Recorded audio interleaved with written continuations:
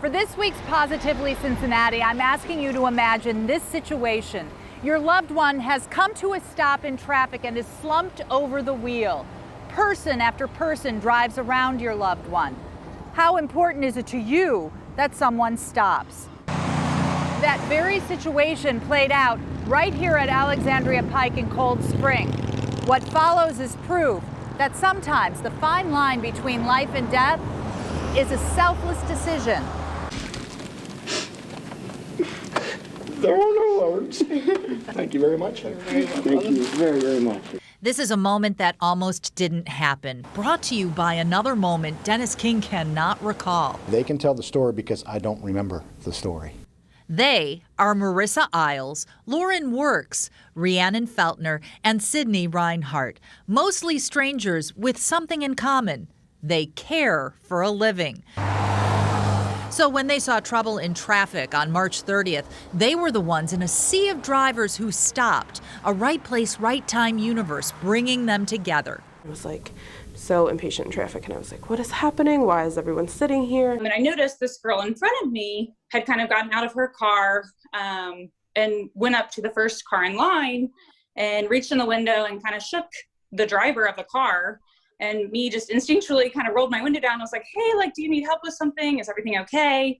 And she's like, no, he's not responding. On the busy road, Marissa hopped out of her car, joining the first woman who dialed 911 and prayed. Enter Rhiannon. We kind of met at the car, and she's like, I'm a nurse. And I'm like, I'm a nurse too. Check for a pulse. And so she did. And then that's when we realized he didn't have one. They got to work as Lauren pulled up. I look down and I see my best friend, Marissa, which was crazy.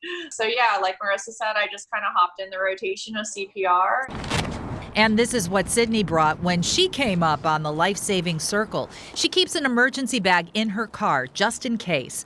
It was about 10 minutes before the ambulance arrived, so we did compressions and CPR for 10 minutes. It was priceless time. They took action, didn't wait around, didn't panic, and together they saved my life. There's no doubt about that. The before picture shows one of the blockages that put Dennis and his heart in such danger. Doctors at St. Elizabeth stented him. Then came more stents at the Christ Hospital, where his wife, Terry, is of all things a cardiac care nurse.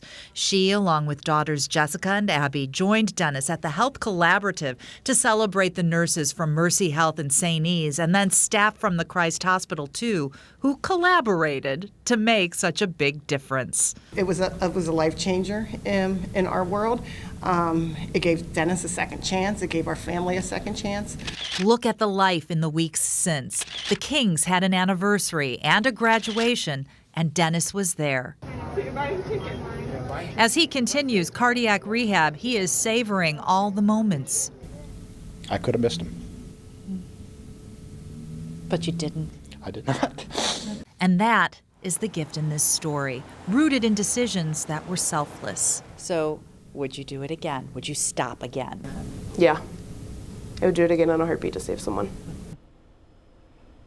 They all would. So we mentioned the woman who prayed and dialed 911.